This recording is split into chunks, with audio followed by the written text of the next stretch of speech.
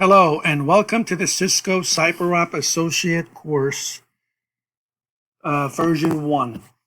My name is Professor Awad and I will be your instructor covering these 14 chapters.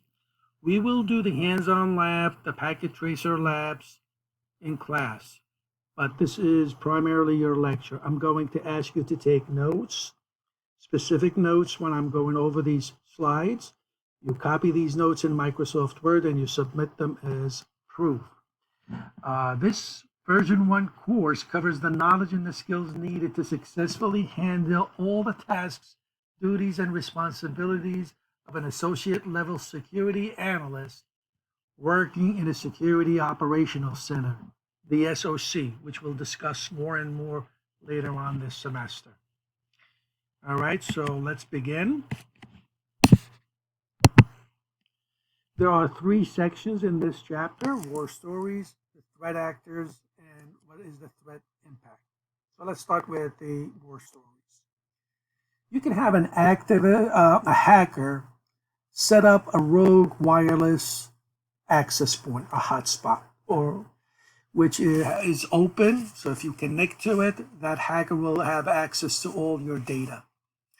Has set up an access point similar to the one that you usually access to, but it could be open, not secured, have the same SSID number and so on. And you won't even know that you are accessing the hacker's rogue wireless spot. So that could be an issue. They call that the evil twin.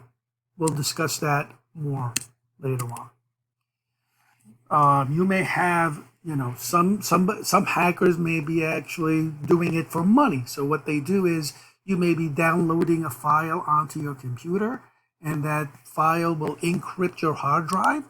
And that's after it's encrypted, they'll send you a message and they'll say, okay, you have to pay us to give you a key to decrypt your hard drive.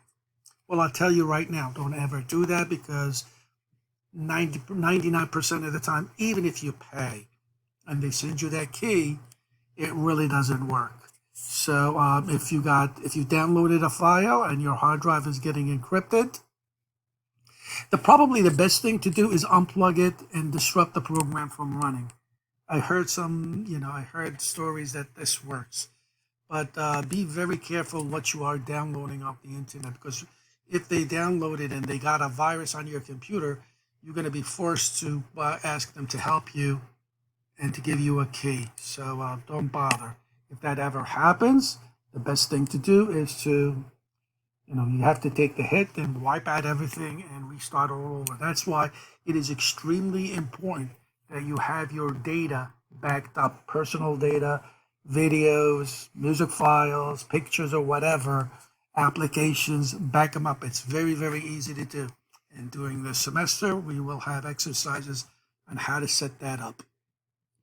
All right. Nations may target other nations, and enemy nations. For example, I think the Iran's PLCs, the programmable logical controllers, were attacked.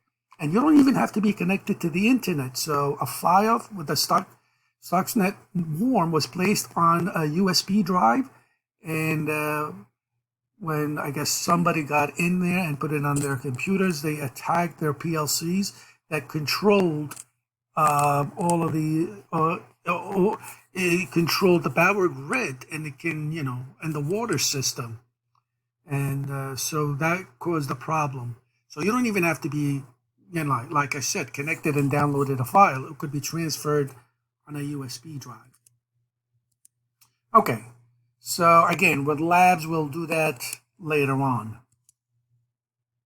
Let's take a look at some threat actors. There are several threat actors. These are primarily definitions that you need to know.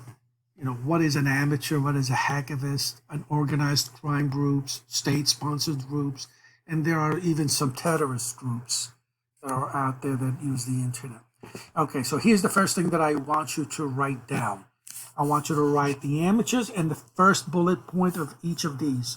The hackivists, the first bullet point for the financial gain, and the top secrets and global politics.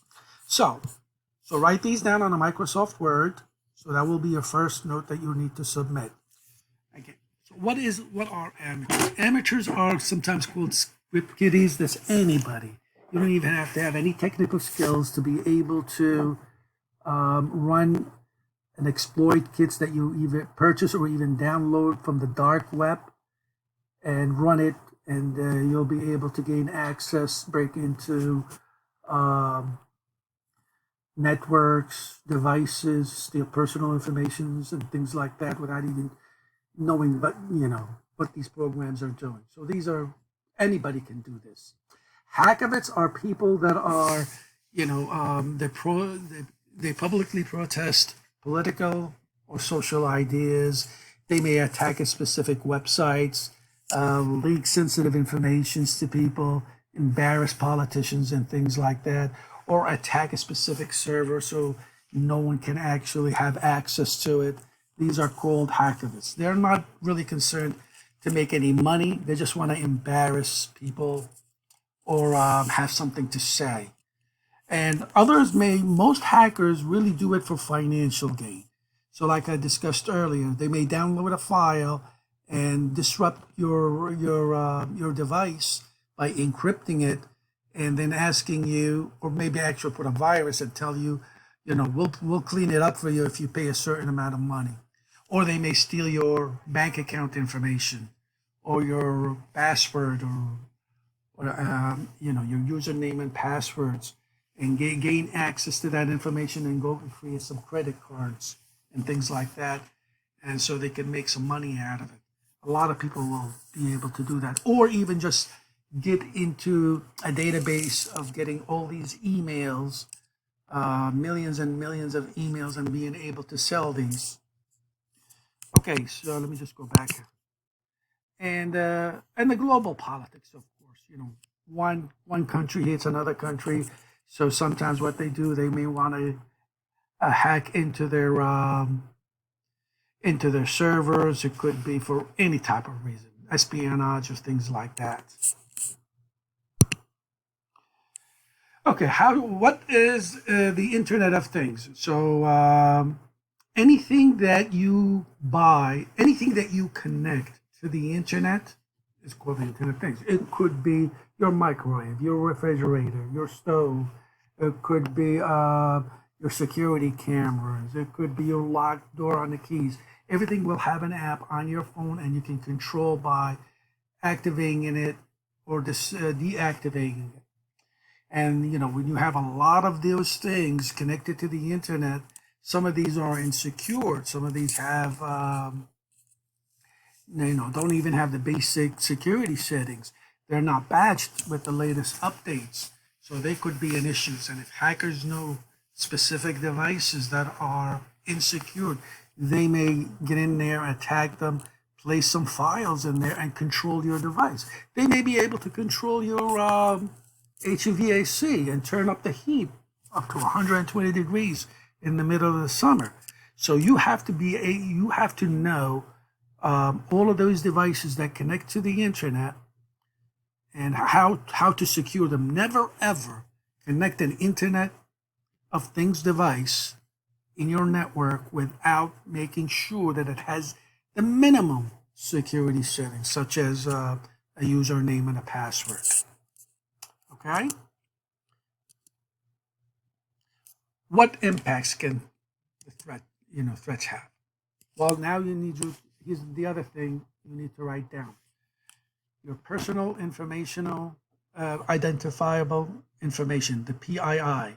This is anything, write the first bullet point. Any information that can be used to positively identify who you are. Your name, your social security number, your birth date, credit cards, your driver license might be, okay? And the most important one is your social security number, because that can be used to create credit card companies or credit cards and things like that. And that's how a lot of companies identify who you are, by providing your social security number. So never ever give your social security to anyone over the phone. Never. probably even the IRS, if they ever need anything from you, they'll send you, and your bank too, they'll send you a letter in the mail. Nobody is going to call you and ask you for your social security number. So, and even let's say you go to a doctor's visit, don't give them your social security number. I usually give them my license.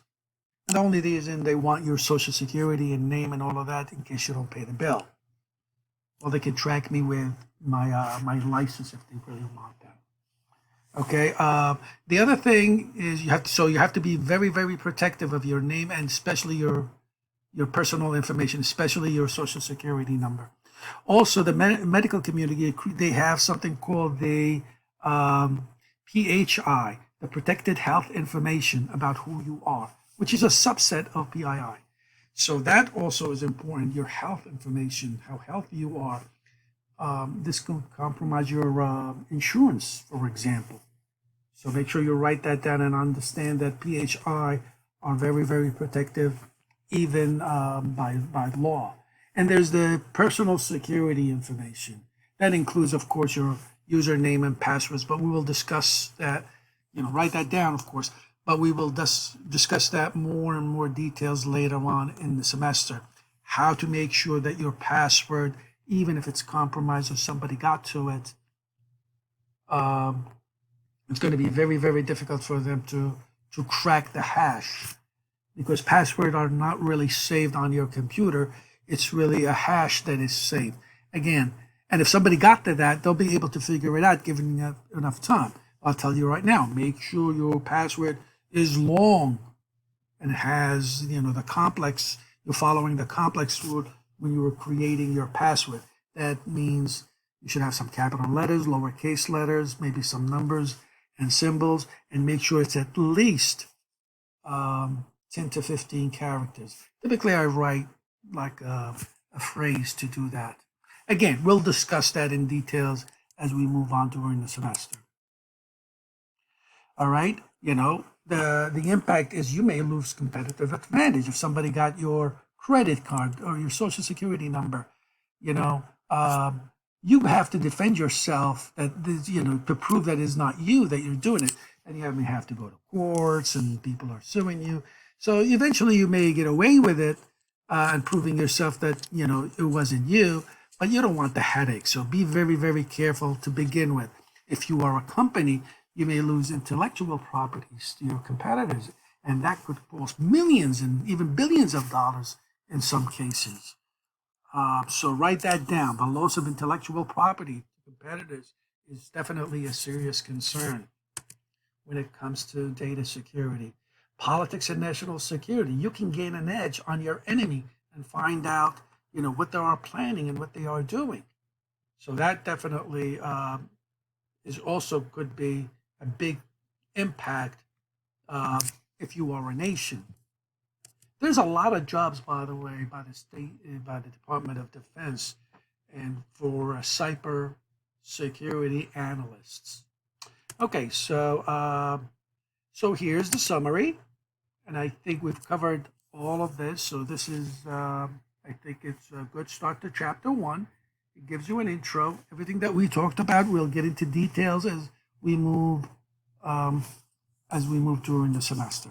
So write down the several things that I told you. Write down on a Microsoft Word, save them, and upload them. And I will see you on the next module.